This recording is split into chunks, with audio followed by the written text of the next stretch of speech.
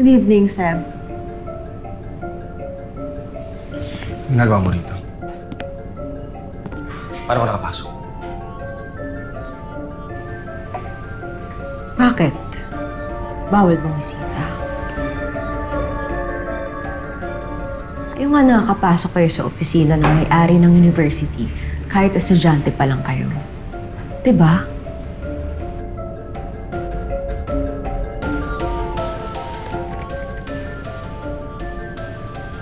Umalis ka na dito. Kung ayaw mong pakaladkad kita palabas sa security.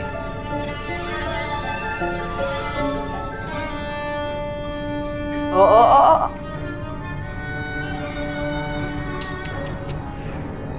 Wawa naman si June. Mawawala ng ama.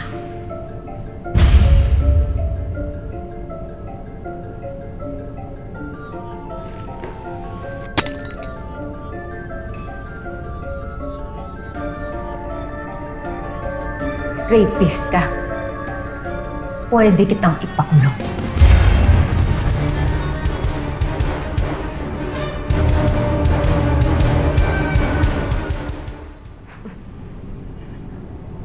Wala akong ebidensya. Pero meron akong pera. At nasa panig ko ang katotohanan. Huwag mo akong subukan. Dahil hawak kita sa liig. Diba? Alam mo yun?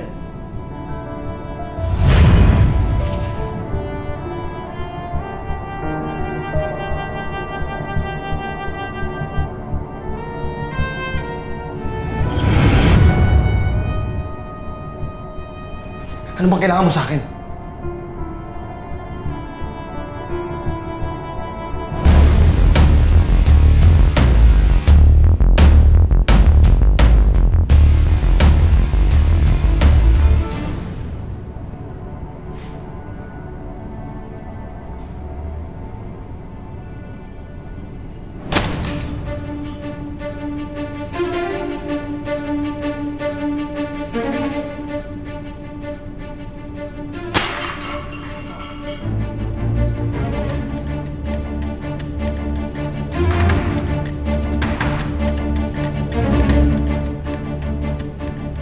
Impormasyon.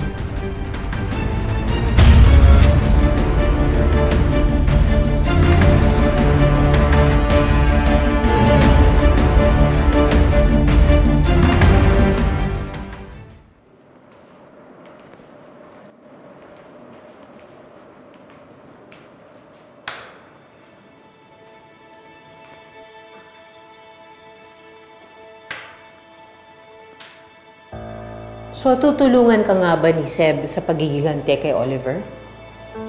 Oo.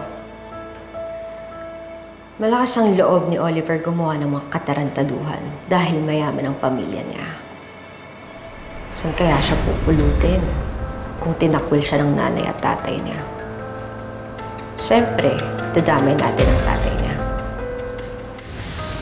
Dad, sandot ka. May meeting ako sa labas. Okay.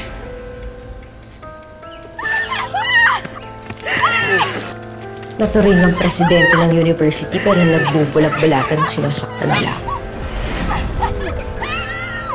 Ngayon,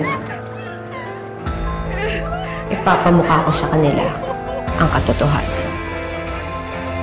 Excited na akong makita ang reaction ni Oliver pag nalaman niya kung gaano sila ka-close ng tatay niya.